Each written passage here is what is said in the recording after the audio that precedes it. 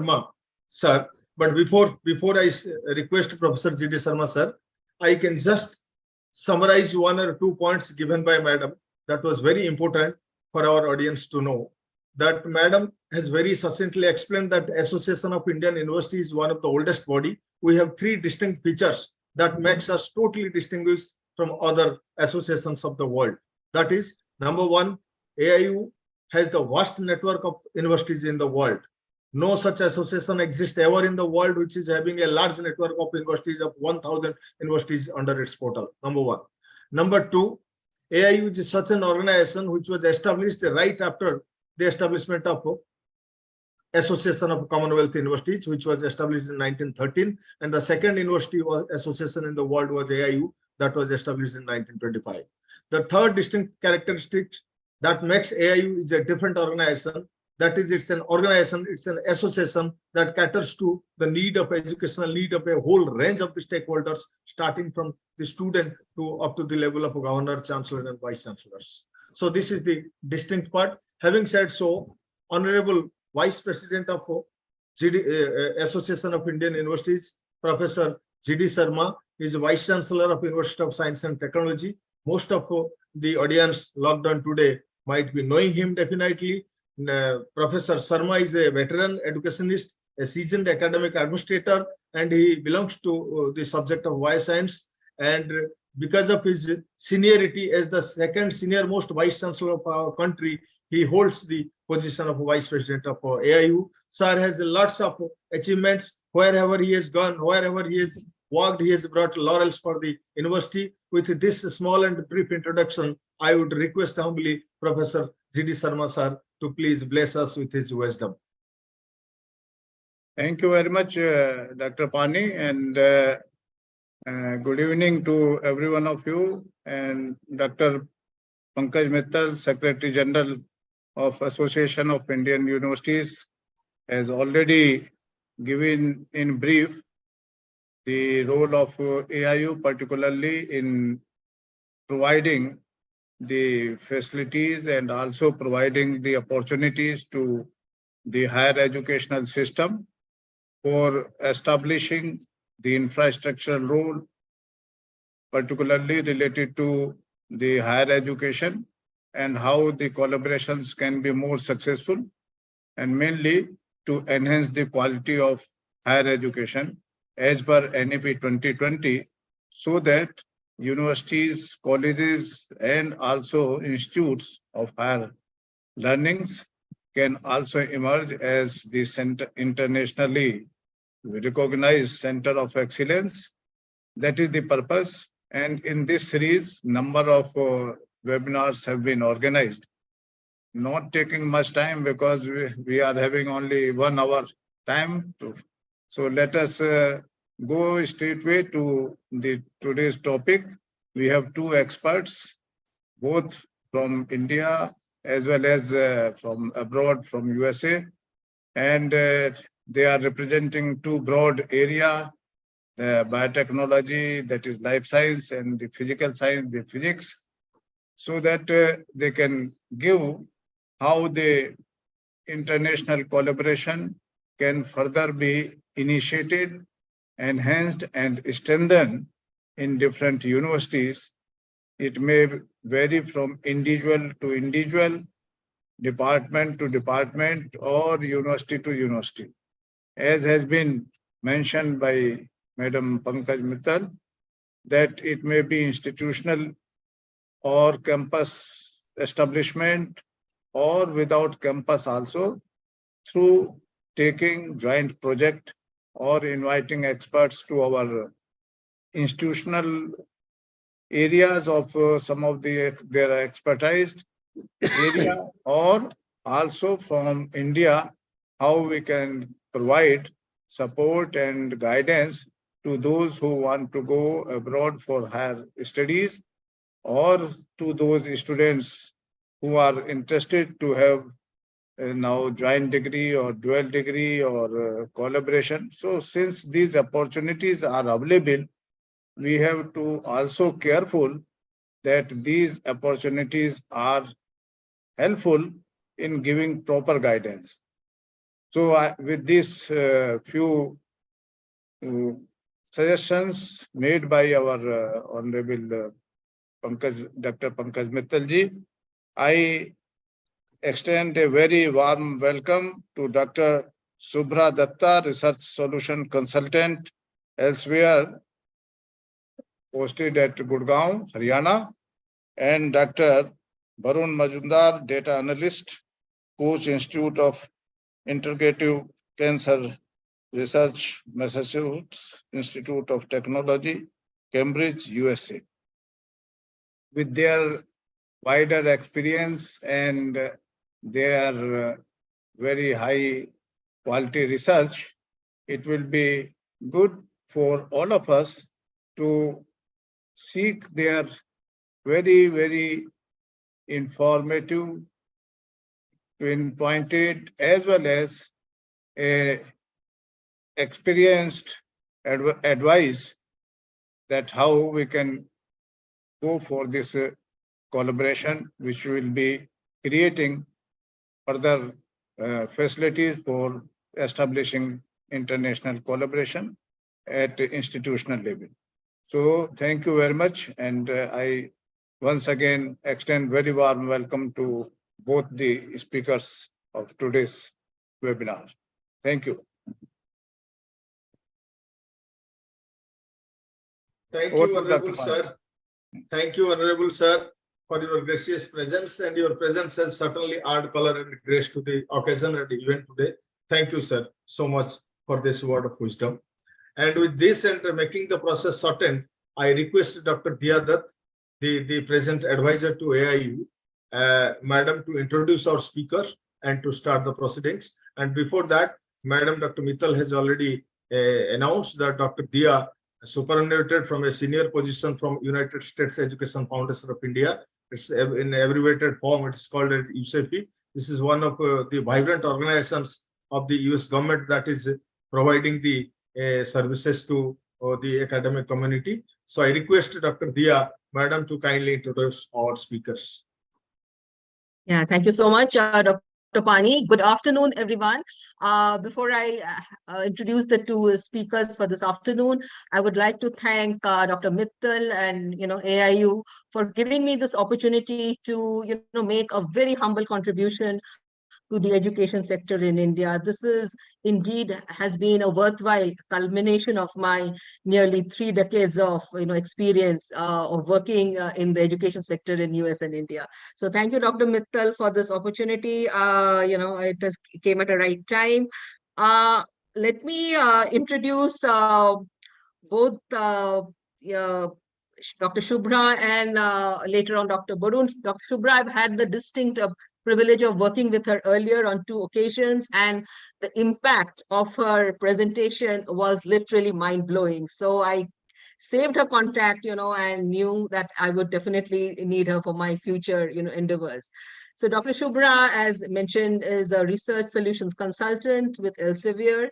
She has a master's in biotechnology from IIT Roorkee and PhD from JNU. At Elsevier, she's supporting researchers and institutes in their quest for research excellence. She has diverse work experience from teaching and research in academia to research, consulting, and strategic business development in corporate sector. So with this, Dr. Shubhra, I welcome you. I'm really looking forward to your presentation, and over to you. Thank you so much, Dr. Diya, for the warm welcome. So, very good evening to all our participants here, to all the dignitaries and vice chancellors. First of all, I would like to congratulate AIU on the wonderful initiative of INIHE. I think that's a great initiative which will help and boost the efforts of our Indian universities. Many thanks to Dr. Pankaj Mittal and Dr. Pani for giving me the opportunity to be part of this wonderful program. So without much ado, I will get into the presentation. So let me just start with sharing my screen.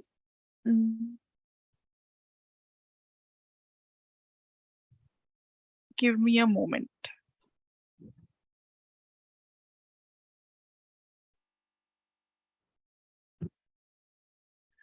Dr. Diya, please let me know if it is visible to you. Yes, yes. Dr. It's Subra, it's visible, yeah. quite visible. Thank you, Dr. Pani. It's visible. So today I begin over here and talking about how to create high impact research collaborations.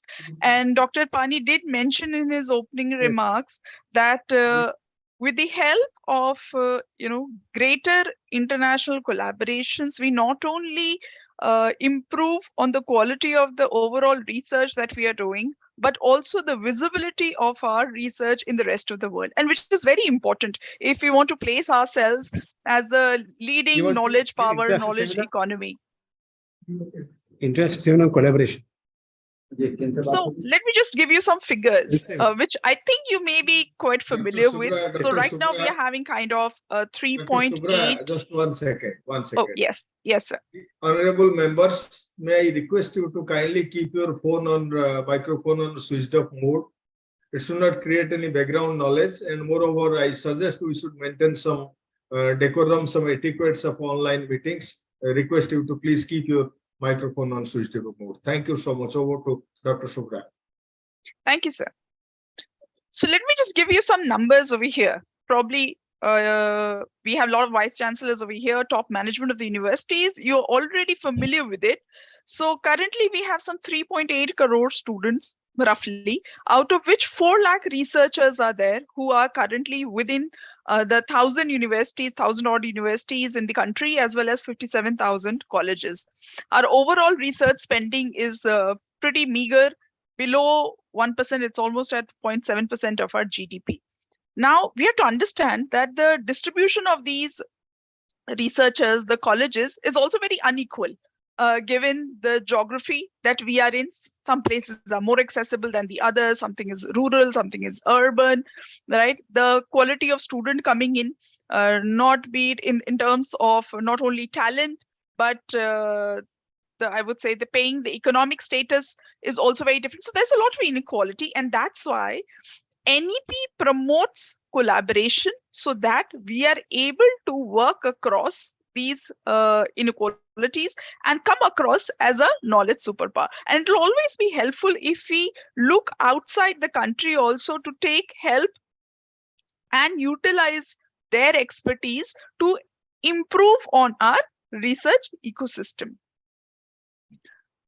You must have seen this news report which came out recently in March itself, that India right now is in world's 4th number in terms of research publication, but it ranks 9th in citations. That means we are definitely improving on the quantity of research we are publishing, but we need to work simultaneously with improving on the quality of the research as well.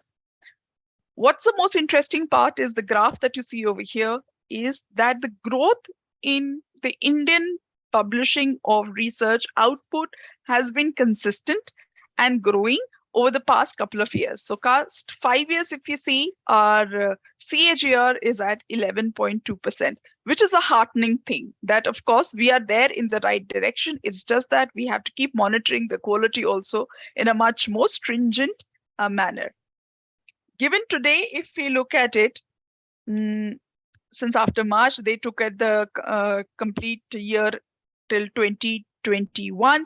If we look at the publication status till date, as in including 2023, India is already at number 3. But the number between us at number 3 and US at number 2 is quite big. So we need to plan diligently, all the universities need to plan diligently if we want to move ahead in this road to excellence. If you look at the collaborations happening between various countries, so this is a collaboration map of the various countries which are research intensive. Now you will see that the thick lines, these thick lines which showcase stronger collaborations, are directed from the developed nations outwards. So US, UK, Canada, Germany, France, Australia. You see, most of the thick lines are originating from here and going outside, which is the worldview of collaborations, that majorly the developing countries are the ones which are the drivers of this collaboration, but countries like India, South Africa, Brazil, etc., are also participating and are contributors, so which is a good sign, and we should continue keep doing it. If we look at the Indian scenario, overall Indian scenario, then international collaboration coming out from India stands at 21%, which is a decent enough number. Now you will see the quality of the research, how it changes drastically.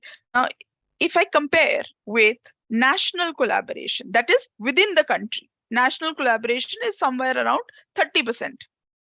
Institutional collaboration is 43%, close to half. Institutional is within the same institute. Now, this is one, I would say, trend that we need to work, that people come out of the comfort zone, that we need to work within our institute only, but also step out and look for more fruitful collaborations outside the institute as well. So if you look at institutional collaboration, it's at 43%, I've already told you, but let's look at the quality of it. So if you look at the FWCI, which is the normalized metric for assessment of the research output, which is known as the field weighted citation impact, for institutional collaboration, it stands at 0.78, wherein the world average is at 1. So anything above 1 is above the world average performance. Anything below 1 is, of course, not so good, and below the world average performance. So institutional performance collaboration for India is at 0.78. It increases marginally to 0.89 when we get into national collaboration. So collaboration does help in bringing the better out of each other. But international collaboration, if you would see, the FWCI rises significantly to 1.66.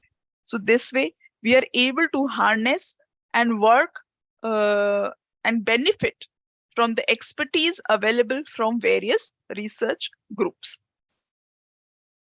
If we look at the collaboration map, then we have like 48 countries we are working with in the Asia Pacific region, 47 in the European region, 31 in the North America. So more or less, it is equally spread out, our collaborations. Although the number of countries we are collaborating is higher in South Asia Pacific, but the number of institutions we are working on is highest in US, UK. So overall, if you see the list of countries in this list, these are the top collaborating countries for India. So overall, if you see, we are also driving our collaborations with the developed nations more so, right? But we have countries over here, we have Malaysia also figuring in number 10. So this is an interesting aspect, I would say, because countries, developing countries, which match in profile or their needs to us, can form partners who have the same goals, right? We both have to fight against, let's say, clean water, clean energy. We are fighting the same game. So it will be interesting if and how we can drive our collaboration with the developing nations as well, because together we can grow much faster. If we look at, this was at the country level, if we look at institutional level, our collaborations. Now over here, this shows all institutes, be it from India or from outside, who are all into international collaboration, the maximum. What I see over here is that the maximum collaboration is driven by the tech institutes or technology universities, right? So people who are more into engineering and technology, they are driving the collaborations. One reason could be because maximum publications are happening in this area. And of course, the view of social sciences would be quite limited. So it'll be interesting to view how much work is going on in the other sectors as well. Now, if we look at overall, because I talked to you about that tech is leading it. So let's see which all areas is India collaborating in. So this is a sort of a wheel of various subject areas. So we see a lot of concentration of color somewhere here, bluish, purplish color. This is much more dense. And then the next color that we see is red. So this blue violet color is for engineering and technology. The red is for medicine.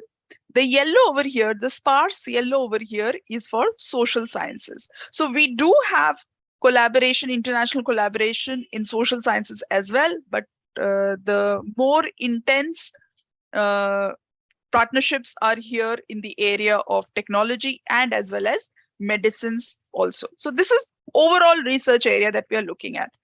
If I look at only at the new topics which have emerged in the last 3 years, because this is overall partnerships we are looking at. What about last 3 years? What all areas have been our focus? India specific I'm looking at. So over here, interestingly, the red part is dominant. That is medicine, but then that makes sense because you could relate it because last 3 years we have been affected by the COVID pandemic. So maximum research will be happening and also collaborations correspondingly would happen in the area of medicine. But interestingly, if we dive down into the top topics where people are working, these are broader areas we are looking at. Medicine we are leading, but if I look at the top topics, then we have quite a mix. So we have collaboration topics where India is working on is data mining, which is of course the next big thing. Then online courses, blended learning, because COVID made us realize that this is the next mode of learning, next wave of learning. And thanks to that, today we are having this hybrid session. Also, we are able to connect with so many vice chancellors today over here. And also computer aided instruction. So it's very interesting to know that the mix, although would look like that it's only in one particular topic that we are leading, but there are other topics also which have come up in the last 3 years, which are important for our Indian academia. Going forward, if we want to drive collaboration in a particular area, first thing I would say is look for the topics which are our strengths. What is our strength? By which value I can bring on table. See, one thing is collaboration can be driven by the fact that I have a good reputation in market. So people know this university has a good research credibility and everybody would be open to having a collaboration. What if we have not proved ourselves like that? We have not established our reputation as such globally, because it's quite difficult, right? Coming from India to have an established reputation globally. In that case, look for topics in which we have our upper hand, which are our strengths, wherein we can bring it on the table that this is what we can value add, and look for partners. So like that, if I did a little bit of search on the topics where India is dominant, and it is an interesting mix from all subject areas. So I do see work on biodiesel, and we already know that, like a lot of work is going on in biodiesel in India itself, and India is leading there. Then semiconductor plasmas. So this is technology we are talking about. Then prenatal care in the medicine section or the healthcare. Then Ayurvedic medicine, and our government is also doing a lot in this area, and probably that's one of the reasons that we do see a lot of research coming up in this area. Plus estuaries. That's interesting. Are they talking about how you opportunities over there, work life, the social life over there, etc. So first we need to zero in on the strength area of research from our university. So this I'm showing at the India level. I did not go into a specific university. This I'm showing at the India level, but you should be doing at your university level and accordingly showcase it to the world and thereby invite the relevant collaborations and also look for the relevant collaborations. So next step, what I did, I just took one of the examples, the first topmost where India is strong in is biodiesel. Now, what all research? So we can find out what all research is happening globally in the area of biodiesel. So let's now not restrict ourselves to India. We now know this is our strength. We figure out what the world is working on. So the world is interested in the internal combustion engine, how it will change if biodiesel is being used, what's the exhaust gas recirculation, jet tropa, how is it used, direct injection, etc. So we get to know the specific topics the rest of the world is working on, what is their need. So we look at our strength, then we map the need of the world. What do they require? And then we figure out who requires or who is doing this sort of research, because that is the need of that nation. So if I look at the biodiesel analysis, then China is leading, followed by India, then United States, Malaysia, and United Kingdom. So what we could have done is, from here, from let's say this keyword mapping, I could have figured out that this is my strength. Let's say Jetropa is my strength, and I know that Malaysia is working on turbochargers over here. So I can present a case study and go forward with a collaboration. Now, when we are talking about collaboration, it is not only we should be restricted about academic collaborations, but if we really want to get an impact in the real world, we can also look at academia industry collaboration as well, because the closer partnerships will drive innovation and new technology in this field, and also help us prepare with a skilled workforce which is ready for the industry tomorrow. Now, this point is very, very important, because most of the times what we hear from the recruiting agencies and the industry captains, that the student is not fit, is not ready for industry, they are not skilled correctly. So for that, we need to understand what is the requirement of the industry as well. What are they working on? Can we have those courses in our university as well, and boost collaborations? So if you look at now the India industry collaboration, I'm looking at complete India. So India academia collaboration is at 1.2% of its total publications. And if you will see, their quality of work that comes out of such collaboration is really, really good. So wherein we talk about non-corporate collaboration or non-industry collaboration, it is FWCI is 0.97, so almost at world average of 1. So it is, but it is almost double at 1.9 or almost 2 for academic corporate collaboration. Now, we can figure out who are the top players in the corporate in India who are into research. Not everybody is doing research. Only a handful of them would be doing it. Who are they? Who are those players? So I can see again over here a mix of industries. I can see Tata Group, which is there in various sectors. I can see Fortis, which is there in healthcare. I can see ONGC, right, which is there in petrochemical. I can see Bharat Electronics, which is again technology, material science, etc. We have Hindustan Aeronautics, Mahindra and Mahindra into automobiles, etc. So we have a mix of industry in India itself who are working on various topics and who we can actually approach for project development. Now, going back to our example of biodiesels, wherein I showed that we have our strength, India has our strength in this topic. Then why limit ourselves to Indian academic, Indian corporate collaborations? Why not look outside? So who are the people working across the globe in this area? So we do see US companies, German companies listed over here. And we are proud to see Tata Group being one of the top collaborators with academia in this list. We can also find out who are the top authors over here. So rather than doing a very generic way of approaching collaboration, find out from here who is publishing what and who are the authors involved, so that you can reach out to the right person. Because otherwise, if you look at, let's say, Tata Group itself, it's a very big group. Who do you approach to becomes a question. So need to find out who's working on what, and accordingly figure out the right person to approach to. Not only this, if I'm not today, let's say I'm not working on biodiesel, right? But I'm working on affiliated fields, or find out what other affiliated fields these collaborators are working on. So besides biodiesel, these collaborators are also working on aerosols, turbochargers, thermal management, particulate emissions. So is this something else that I can map to my researchers and come up with a very consolidated project that not only biodiesel, but also we talk about fuel consumption and engine development also with you. So I am talking about a bigger solution and a bigger project. So this way you can map your strength to the right collaborator.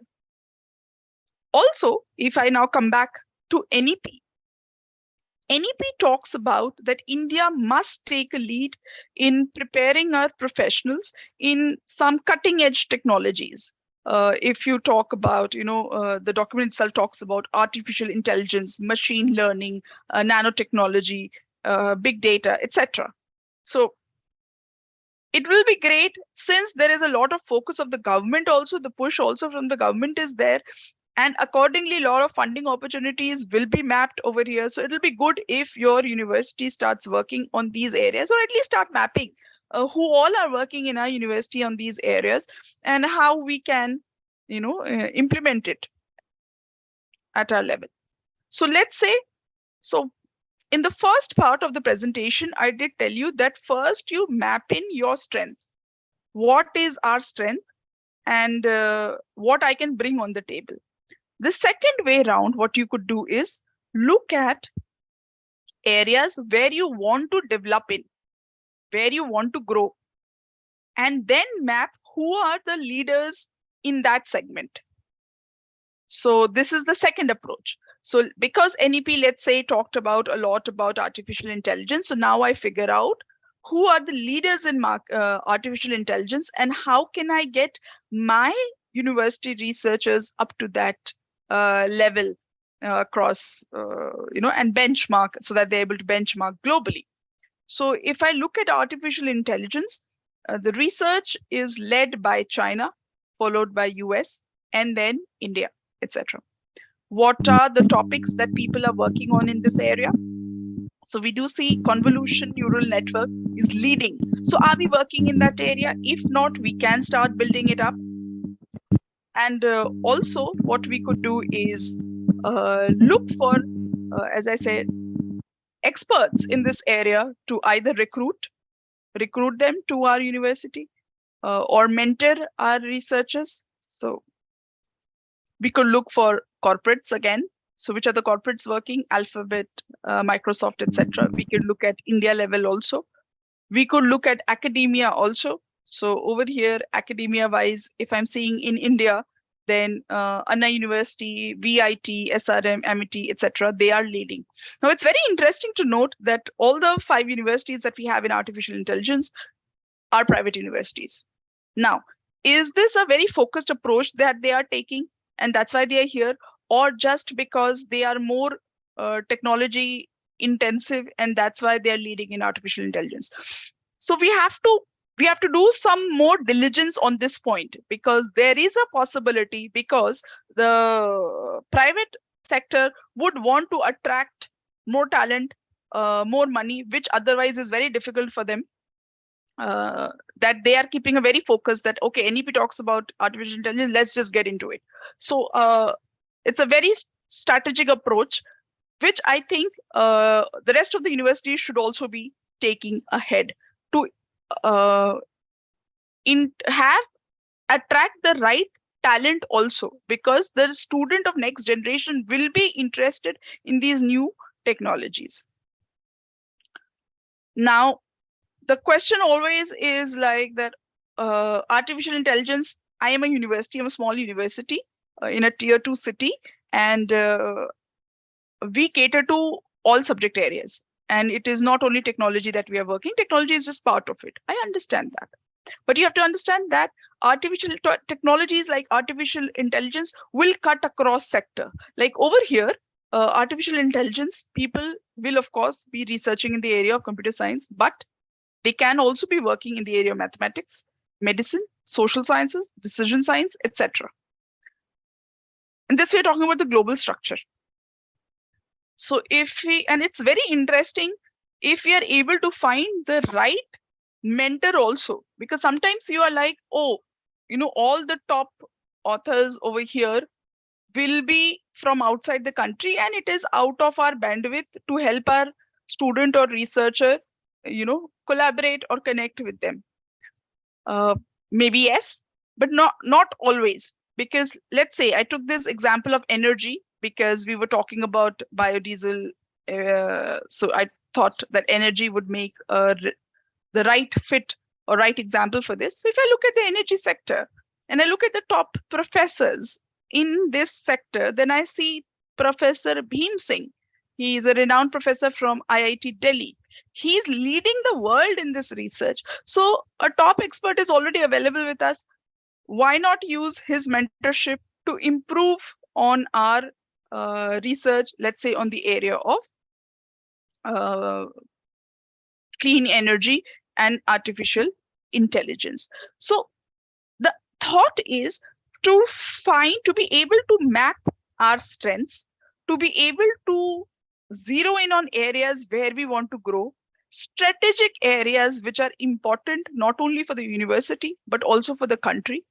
Then look outside, who else is working on that, who are the top leaders, and not only from a quantity perspective but from a quality perspective, wherein we can enhance our skills and even make it more visible to the rest of the world. And this is how we can help India be the Vishwaguru, which is, I would say, the dream of our country. And this can be achieved by improving internationalization so that there is more credibility on our research. We can use it by leveraging our existing partnerships, who all we are working with right now. We showcase our strength to build new alliances with new countries, with new researchers.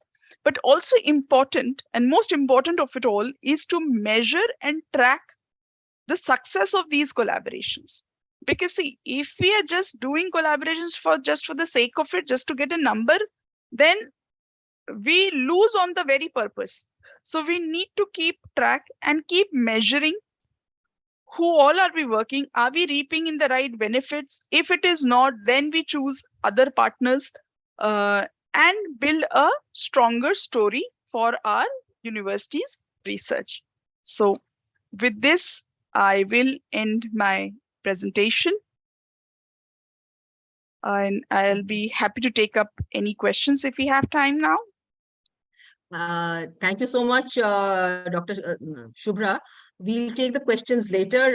We'll go for the next presentation. But thank you so much for outlining, the pathway that Indian institutions can take to achieve research excellence. I mean, I don't have enough words of appreciation for the excellent the presentation that you've done.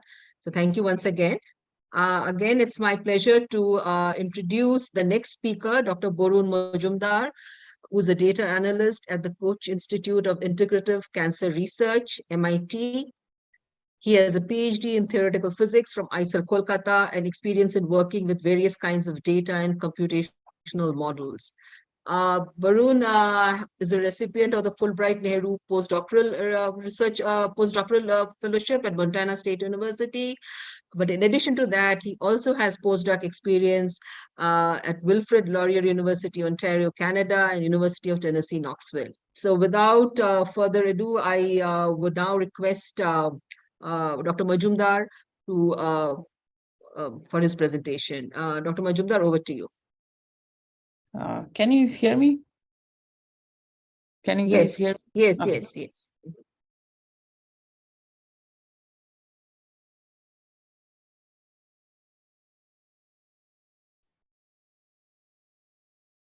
So, okay.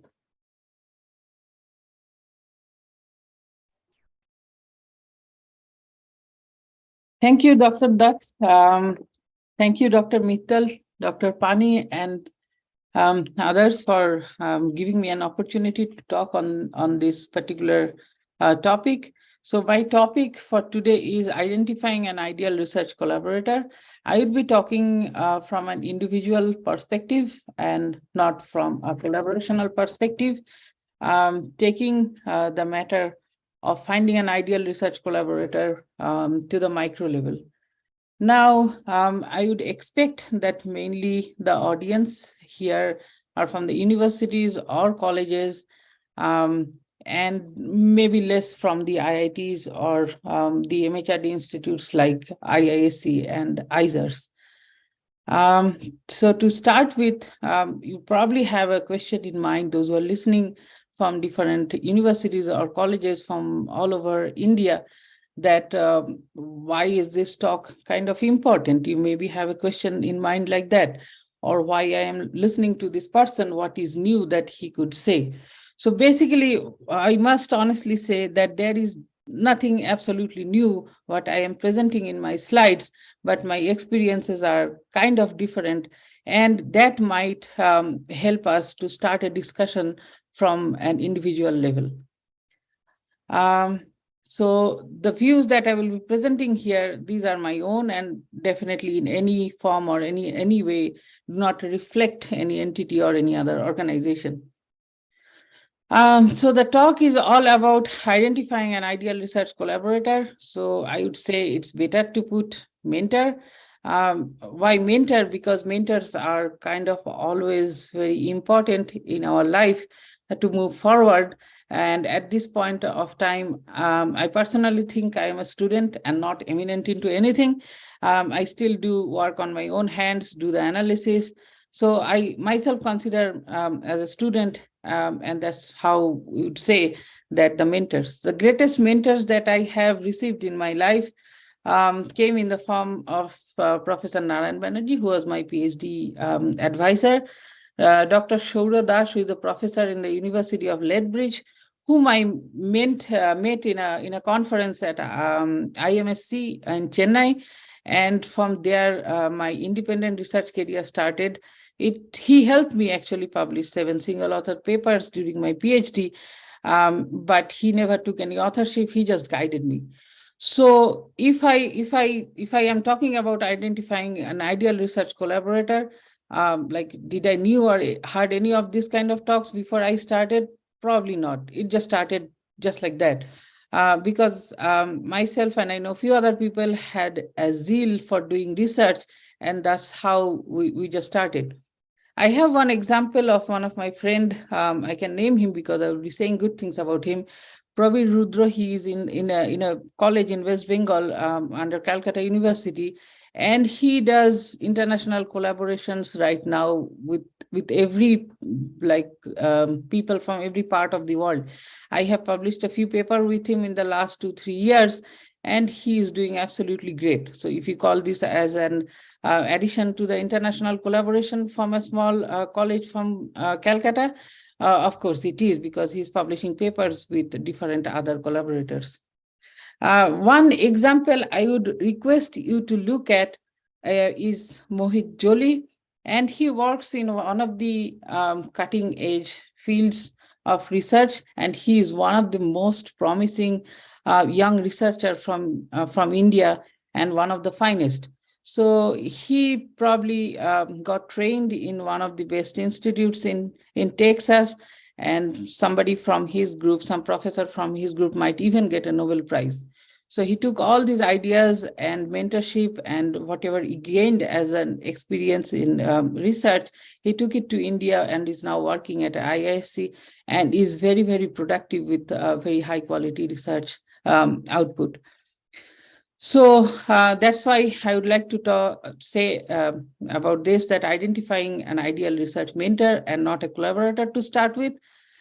Now, the thing is, why international collaborations are in general important for us. So basically, the main question that I can ask you, that if I am living as a frog inside a well, which is 100 meters deep inside the ground, and I try to find how the universe works, or what are the stars made up of, how can I do that?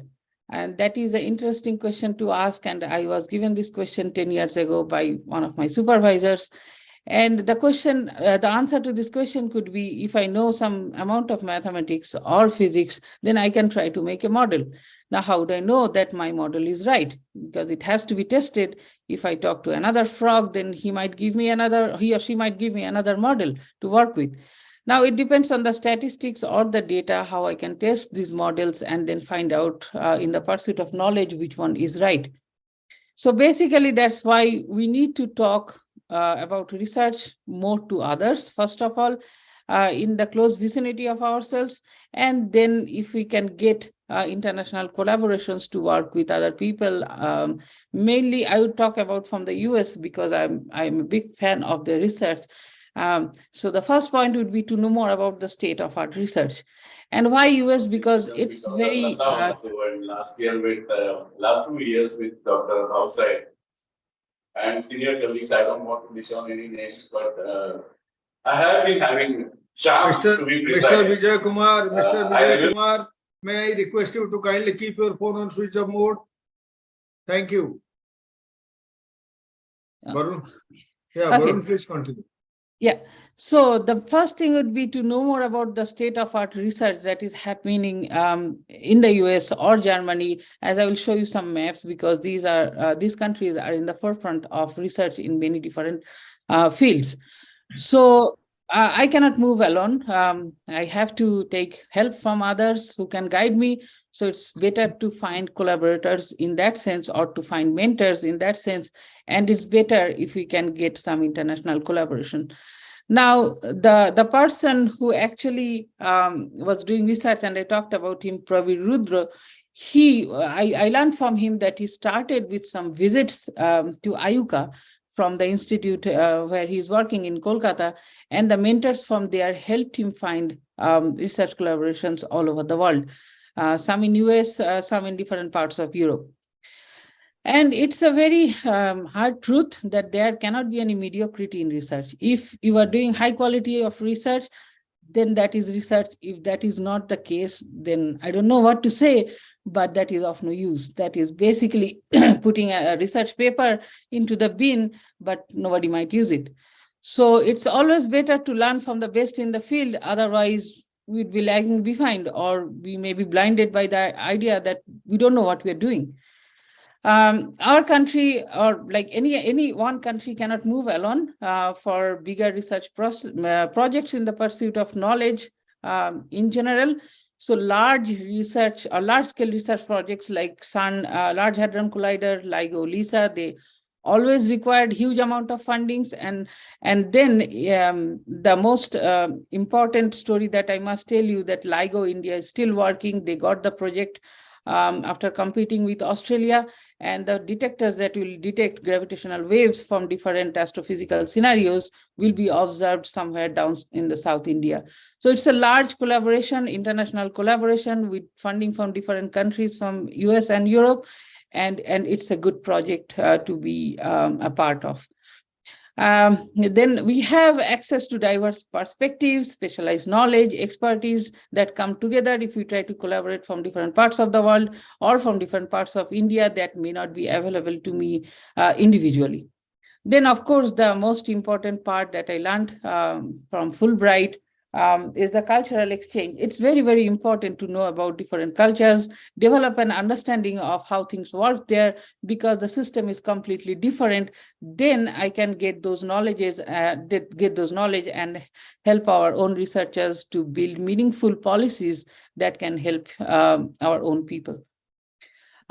So basically, there are two other points in these slides. So there are definitely, as we have just overcome the pandemic era of the COVID, so there are global challenges in health, in poverty, and then requires international collaboration or global collaboration to address or deal with these issues. If we don't come together, then it would be a problem for all of us as a global citizen. For example, I remember from the news that India took a huge step forward to help many different backward countries and supply them with the vaccine, when the US itself did not have that much to offer. So that was only because of the medical research and the biopharma research that we have in India. And it's not easy to just make a vaccine within at least, as I remember, 1.5 months of time when the COVID started in the December of 1919. Science communication, of course, this is one of the most important things what scientists or researchers or professors have to offer to the government officials when they start making decisions about how they can spend taxpayers' money and make meaningful policies for public in general. So these are the research motivations for individuals, which you can definitely find anywhere if you Google it. It's for the advancement of knowledge, solving problems, career advancement. It is a very personal but a very important one because we are all human beings and we basically need a position and money to live.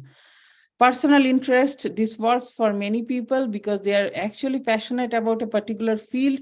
And economic development, if you do research, because economic development in the US, that's as far as I remember in the 100 years, is only driven by research, which started back in 1880s or something. And it started many different kinds of technological revolutions, and that was only possible by doing good quality research. Now, the thing is, these are the research motivations for individuals. Now, my question is, why would you collaborate on an international level? Now, the matter of fact is the research scenarios are different in each and every country. Let us start with some kind of a negativity because it's always good to start some negativity which can start a discussion and then we can put forward some ideas. Now, let's say if I have a job and that job is permanent, why would I want to collaborate? That is one of the most important things. I will show you some numbers which exactly may not align with what Shubhra said, but I will tell you that how I can get around it. Now, for example, I have seen in many different cases, but I will not name them. My friends, well, we are doing PhDs and some senior friends. When they got positions in one of the most reputed institutes in India, after 5 years, they do not publish anything. They do not have high quality publications. So that is not expected from them when you are in an international level and when people want you to produce good quality papers, not just by poking our names with others' work and claim that is our own publication. So these are the truth that everyone should discuss because these are some of the important challenges that we had to face.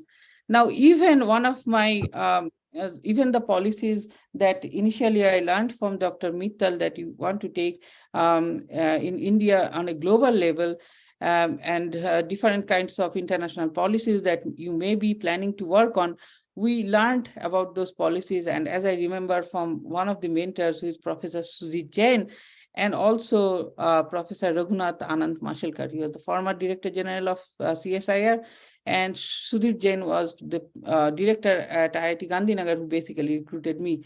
He is a very visionary person, an eminent researcher, and an excellent person and a mentor. And he always pinpointed those issues, and he was always with us how we can get more funding to support our research and publish more good quality papers. That was his only focus, and he could go to any limit to help us, even from with some seed funding on an institute level. So these are the questions that we need to first address, because the scenario for international collaborations are kind of a little bit different. Now, let me tell you why. Now, research for individuals in the USA. So these are my own observations. So they are basically dominated by the same kind of people that we have in India. They are basically dominated by a very high percentage of Indians, and they are doing great. They start as students, they become professionals, and later join research companies or become professors in the US. And you know many of them, and they are doing exceptionally great when it comes to producing quality research. Academic positions, there are 9 to 10 month paid. So percentage of the total time is divided into teaching and research, and are mentioned in their contracts. In some cases, most of them, many of them, I would not say most of them, many of them get 80% funding from research. and no research funding means no pay for 2-3 months. Now, these are the investigators or professors, those who are there, and this is how their contract is. So the main idea there is publish or perish.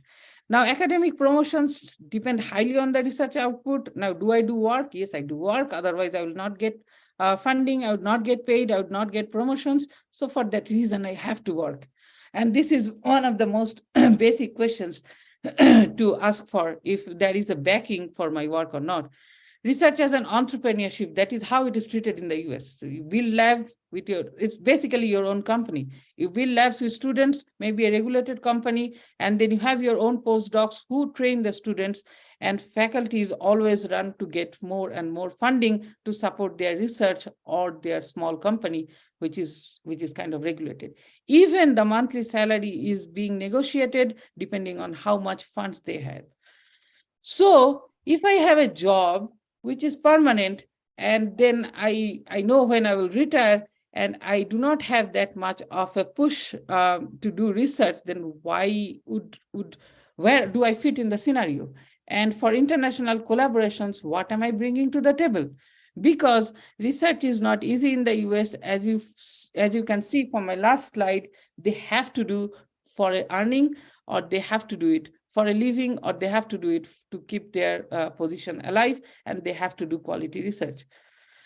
This is not the scenario in most places in India where the job is stable, so one has to bring up the research productivity in a very higher level.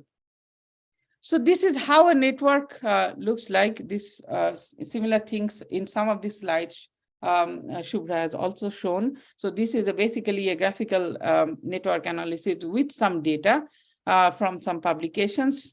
This is from a publication that I took. The link is given below. And the nodes are the countries, but you can do a weighted, what should I say, age map, because the edges can be thicker or thinner. Thicker edges means more and more collaboration. Now you can see that India usually have much more collaborations with USA, Germany, nowadays China, and also UK. So these are the main collaborating countries for India. This is also a similar map, which will give you the same idea. If this data is basically taken from nature.com, and I just navigated their pages, whatever they have. So I just took it, and this is how I reference it. So this is what the international collaboration look like. The thicker lines are much more collaborative efforts done between countries. Now you can see that the lines are more thicker between China and the USA, which are red and green in color. And this is somewhere where we lie in their map, which is India. We do have collaborations, but not as much as compared to some other competing countries. So we have a long way to go. This is not the end of it. Now, if we see only Indian collaborations, we can see the Indian map here. And then we have very good collaborations with the US in general. And then, as I said, nowadays, China, United Kingdom, Germany, and France. Now, I exactly don't know whether the students, those who are from India, go there and publish papers with whether they are counting as to be an Indian publication or not. Now, if I look at the data, if I zoom into the data, and if you can see that the count, this is for a particular year that the date range is mentioned. If you see the count is 1,858. And I have not mentioned it here, the count for our neighboring country, China, is more than 20,000. Sorry, it's more than 28,000. So basically, we do have a long way to go. And the subjects, I mean, it's obvious that the outputs would be dominated by subjects like chemistry, physical sciences, art sciences, and life sciences. And the participation of those subjects you can see in this map. And if I go to these slides, who are the main collaborators with percentage of share in international collaborations, we can see that in the first 4 places, USA, Germany, UK, and China are there. And then there are other countries also collaborating with India. Tomorrow. Now we have the top 10 countries, the same map, who India is collaborating and how much share they have as a research percentage. This is just to show you. And that percentage looks very nice. It's almost roughly equal. in share. So that means India is actually offering a huge amount of funding in international research collaborations these days. Now, which are the top 10 institutes, basically? So if I count these shares, I basically get the shares to be more than half than what I have shown as the total share. Now, these are mainly from the Indian Institutes of Science. As you can see, that data is from nature.com. So definitely they have neglected some of the journals which have publications which are of low impact, definitely. So it's obvious that we have Indian Institute of Science. Nothing to mention about them, one of the finest institutes in the world. And then we have the IITs, IISER Bhopal, IISERs, basically, JNCSR, everyone know. It's a very good institute for doing chemistry research to start with. And then we have CSIRs. So where are we? Like, as the universities, where are the Indian universities? Because this takes half of the share. So that means you have to go a long way to contribute and then ramp up this number from 1858 to somewhere around 30,000. So that means on an individual level, the research output needs to be increased much more. Now, the thing is, also these days in many, this is one of the articles that I read in the Nature Index. It was published in 1st July. The top 10 countries for scientific research in 2018. I'm sorry that it's blank because we don't have India in this list. So there is a long way to go, as I'm saying repeatedly, because it is. So okay. So identifying a research collaborator. Now I have few important things to say. Basically, those who are teaching in the colleges or those who are doing teaching in the universities, even if you have PhD, now we are talking about forming a successful international collaboration. This is my own opinion, but I would suggest to try to do a postdoc, even if not for long. Take some leave, do a postdoc, get to know the research environment in one of the best institutes in the world. It's always better to get trained. Relatively easier to form collaborations, and if not even collaborations, they will definitely help you in getting mentorship. Continue doing research, try to publish good quality of papers. If you don't, then there is no point in starting the conversation. And it's also true that financial freedom through funding will give you more independence to make a project of your own in which you can invite international researchers.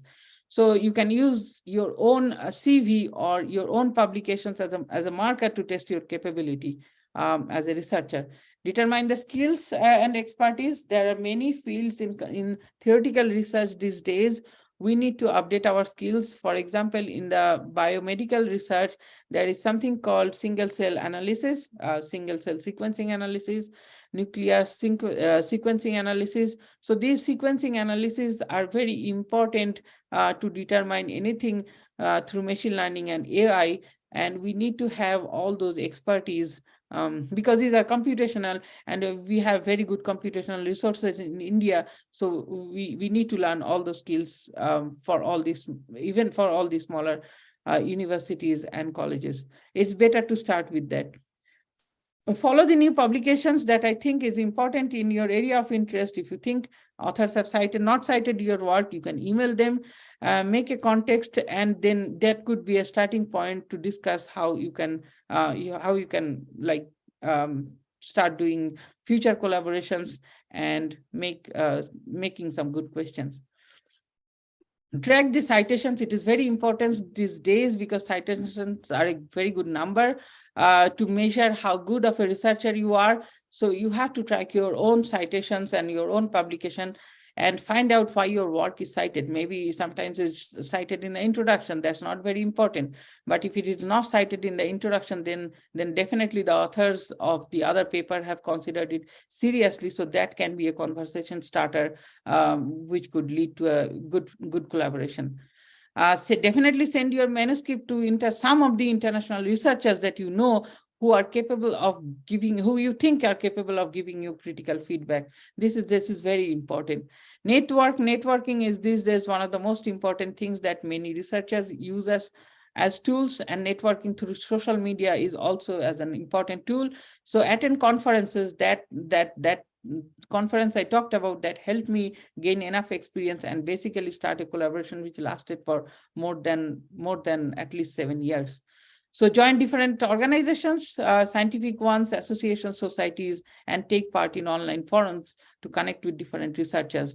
Make your own web page. That is a very good idea to promote your own research and connect to the international researchers through Twitter. In most of the cases, they remain active in the Twitter. That's a tech-savvy thing these days through social media, promoting your own research, and sometimes you can connect to them very easily.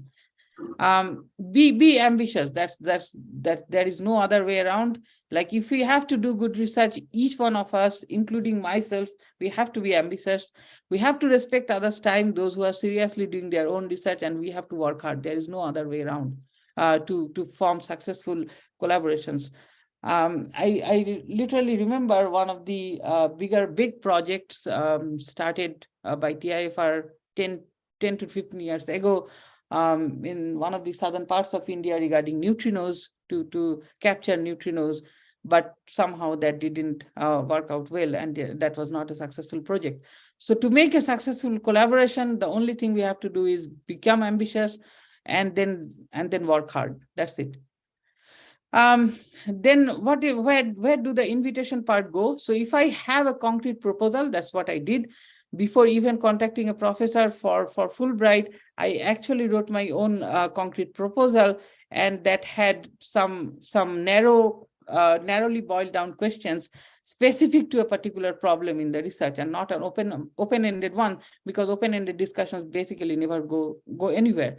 So whatever concrete proposal has to be written, that has to be supported by the publications, citations, and a specific goal, timelines, expectations, everything about the project. And then you can mail one of the researchers that you like to contact.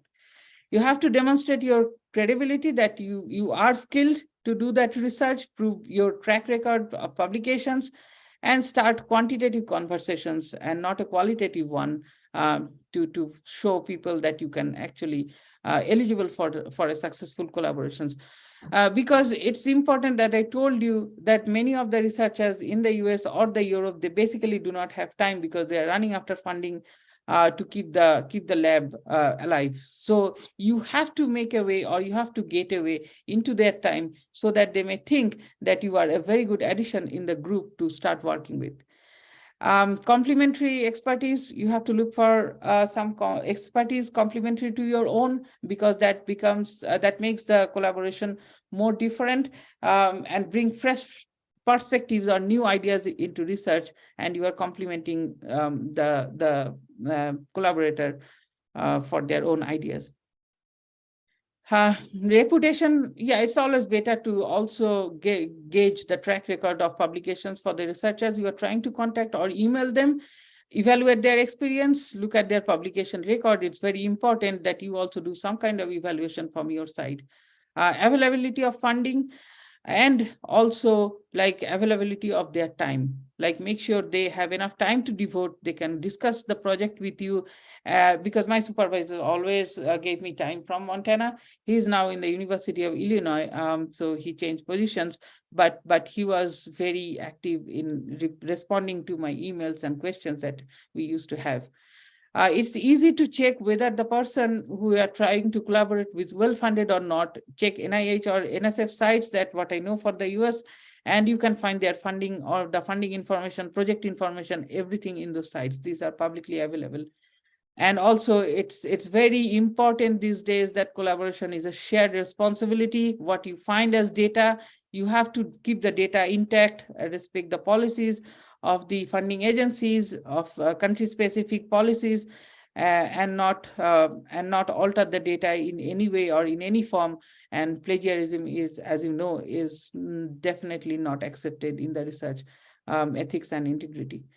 Maybe it's a good idea to try jointly write proposals after you find your person who is responding to you. Write joint scholarships like Fulbright, Humboldt, Marie Curie. There are many different scholarships, and this will foster growth in the publication, show some seriousness in the project, and funding always helps. It helps for travel purposes, it helps for joining conferences and present your research.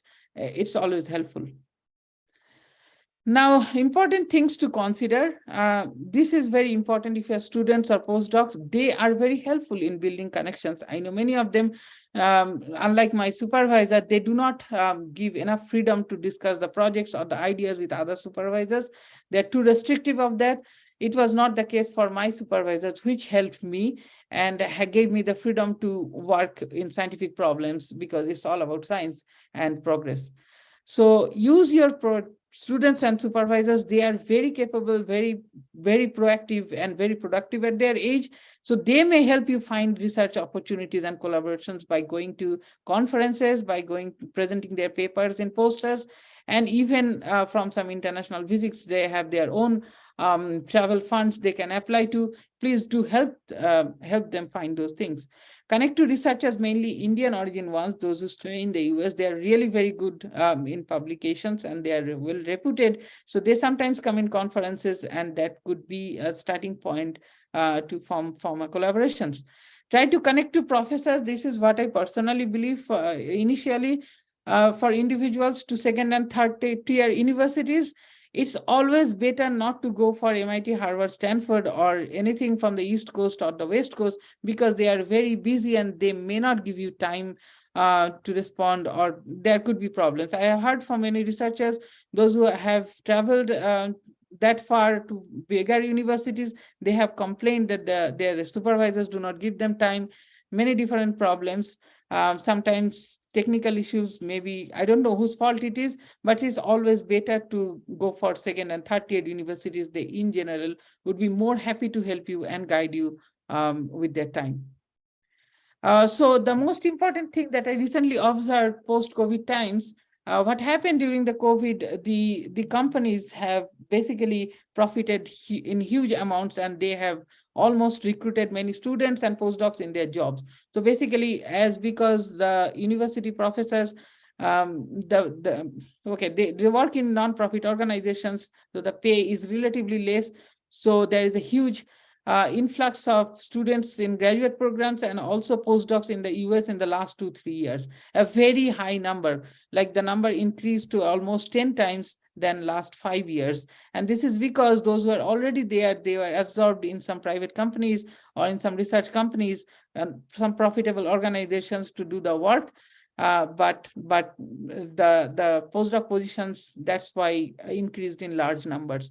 So you may use this as an opportunity to start the international collaboration that you may like. And also for guidance and mentorship, you can join STEM peers. This is a Facebook group formed by an IISc alumni for researchers.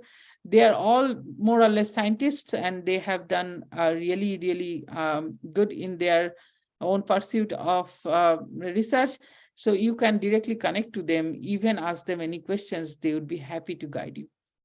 Now, this is the map, as I was talking about, because recently I've heard about too many complaints about some of the universities that the professors don't give time, their postdocs don't give time. Some are kind of also bullied. I would not say that. So if you want to make fruitful collaborations, it's better to target the universities in those states, which is right in the middle of the US. They would definitely help you, even writing or drafting the paper that you may write together. So they can give you the most amount of time which is needed, and it's just a start that you need. How much will you continue with them? After starting working with them, maybe 10 years, 15 years, who knows? But that will definitely give you growth. It's just the mentorship to start with. With this, I'm finishing my talk. If you have any questions, let me know. If you want to connect to some of the US researchers, please let me know. I helped many of my students. All of them are now in the US right now. And those students, I found them in IIT Gandhinagar. So it's always a good start to talk to. And of course, this is like, we can talk about research anytime. Thank you so much. Thank you, Dr. Mittal. Dr. Dia and Dr. Pani for giving me this opportunity to talk. This is what I have. And any questions? So thank you so much, Varun, and thanks to Subra also. Of course, both the presentations were very, very informative and insightful. We have received a bunch of messages in the message chat box. Many of the participants are writing that the session was really informative. So many thanks for that, and thanks to Dr. Dia for presenting our speakers and facilitating such a marvelous presentation, which was indeed informative. And with this, we can open the floor. We can take a few questions.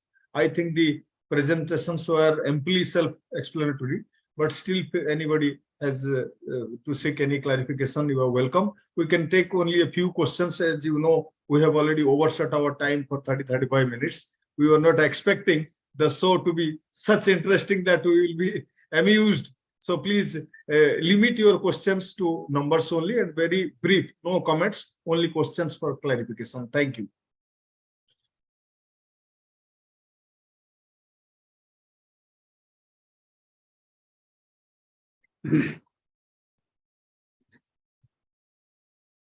No questions. I think the points were. Hello, sir.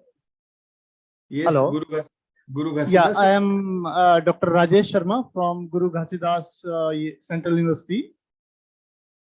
So about the talks, we are really thankful to all of our speakers, those who have given us a lot of knowledge and how to establish different type of collaboration. I have a quick question for Madam Datta. So about the private institutions, she has emphasized that most of our publications from India, these are coming from the private institutions. So in my opinion, our private institutions in India, they are just contributing to the quantity of the publications, not to the quality of the publications. So can you comment on that, please? Thank you so much, sir. A very, very relevant question. And I'm happy that you were observant throughout the session. So first of all, let me just clarify. When I talked about that private coming out with a lot of publications, I did not mean overall at India level. It was only when we were looking at artificial intelligence, only that portion, not the rest of it. So please do not have it in mind that overall private institutions are going ahead. If you would remember the first slide where I showed the top contributors in terms of collaboration from India, it was mainly the IITs which were there. So that was for overall India. Second, you have a very valid point about quantity versus quality. That is there. And when I did a small recap of that, I did not show that data because it was not relevant for today, a comparison of public versus private. Definitely the quality wise, the public universities are still leading ahead, but we do see because of NEP and various programs run by the government, the private is also now striving towards improving on its quality, because otherwise difficult to get in students, difficult to get funding, difficult to form collaborations, etc. So I think quality is something that everybody, all of us in the higher education sector should be looking at.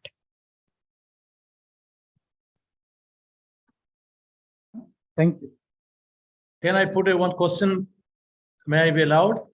Yeah, Dr. Das, please go on. Can you Yeah, switch I off? may beg to defer Datta madam. No, can you make your video switch on, please? Oh, sorry. Okay. Yeah. See, I beg to differ on two aspects. The number one is that how much grant a government university get, and compare the grant in terms of the output of the university. This is one. Another aspect is the private university.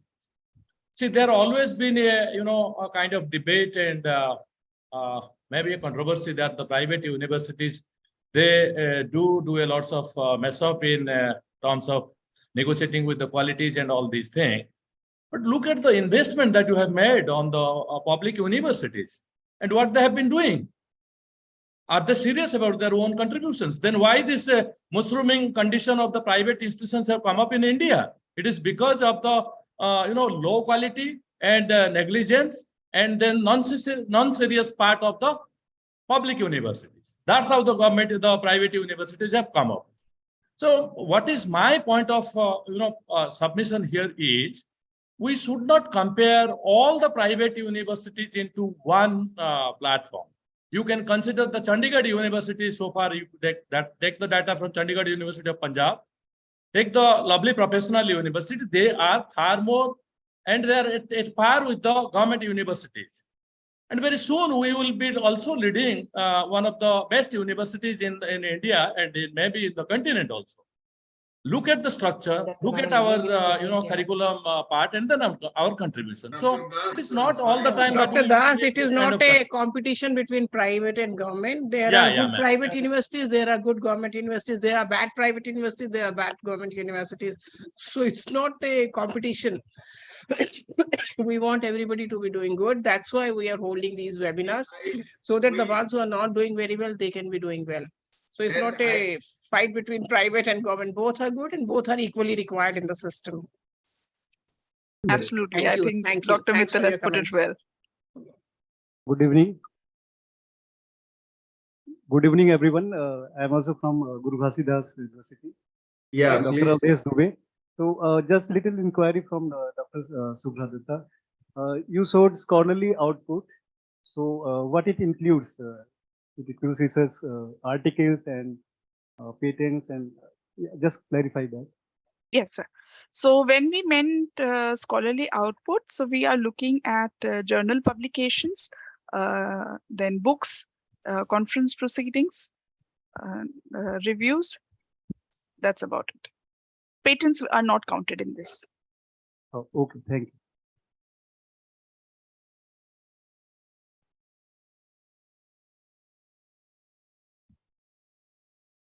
So shall we conclude, ma'am? Hello, can I ask a simple question to Ms. Datta? Please introduce Who's yourself. there? Okay, fine. So myself, Dr. Rahul Pandey, and I'm from Chitkara University, Punjab. And I'm having a very basic question to Ms. Datta. Like, she presented all the data using SciVal, which is a very powerful tool. Okay, but how can someone who don't have access to SciVal can analyze those metrics to initiate the collaboration? So SciVal is one of the powerful tools that I have showed you, but the idea was to share with you that what all parameters that you should be looking into while assessing your strengths. Because it's easier said, but unless you have a visual of it, it's very difficult to understand. That's why I showed it to you. Otherwise, if you have internal mechanisms to, overview and analyze what all research areas you're growing in, because you would be doing some internal analysis also. Your IQAC department would be doing it, or your research office would be doing it. So you would be having that data also. So work on that. The idea was just to showcase the parameters that you can use to build on your collaborations. It can come from anywhere. Okay, thank you so much. But the major question is like, yes, we can do internal data analysis, but what about the others? Like, if I want to access the data of let's say MIT University or IIT or somebody else, then I do not have access to penetrate their database. So in that case, what one can do? In that case, I would say there are a lot of platforms which are available for you to use. Of course, they will not be free because you are looking at somebody else's data as well. So somebody else is doing that work for you. So I think there would be a lot of paid platforms which you can utilize. Definitely. Thank you so much.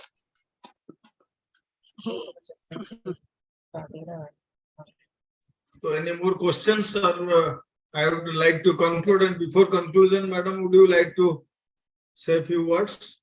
I must say thanks to Dr. Subhra Dutta, excellent presentation, and we ourselves came to know about many data. Can you tell me, I mean, from both of you, I would like to know whether we can share your presentation on AIU website. If you say yes, we will request you to send a copy so that we can share it on the AIU website. Otherwise, I have taken some screenshots. No of some worries, of the ma'am. screens. I would be happy to share it with you. So I will share it with Dr. Dia and she'll coordinate with you. Okay, so Dr. Barun, can we share your presentation? Because many of the our university people would be wanting to have your presentations for future references. Can we share it with them? Yes, I'll send you or a copy. But regarding this whole presentation, I have something to say to you. The plans that you are basically trying to make and the policies, you may, this is my own personal opinion, you may once talk to Professor Sudhir Jain, because he has actually implemented kind of all the policies during his 15-year tenure in IIT Gandhinagar. Now he is the VC probably at BHU. So At BHU, yes. Yes. He's a wonderful person. You guys just have a conversation probably. Sure. Thank you. We'll connect with him. Thank you. Thank you very much. So with this, I would like to thank Dr. Barun Majumdar and Dr. Shubhra Datta for their excellent presentations. They were really, really very good. Thanks to Dia for connecting with them. Thanks to Dr. Pani for arranging all this and for inviting the participants. Thanks to our Vice President, Professor G.D. Sharma sir, for joining and staying throughout the program. And thanks to all the participants who are here and who I am sure you must have really enjoyed the presentation. It was very, very informative and very, very nice presentation. Thank you very much. Look forward to meeting all of you again tomorrow and in many more webinars which we will be holding in future. Over to Dr. Thank you. Thank you. Thank you, madam. Thank you, everyone. Okay. Thank you. Thank you. Everyone. Thank you, everyone, for being here. Thank you very much. Thank you.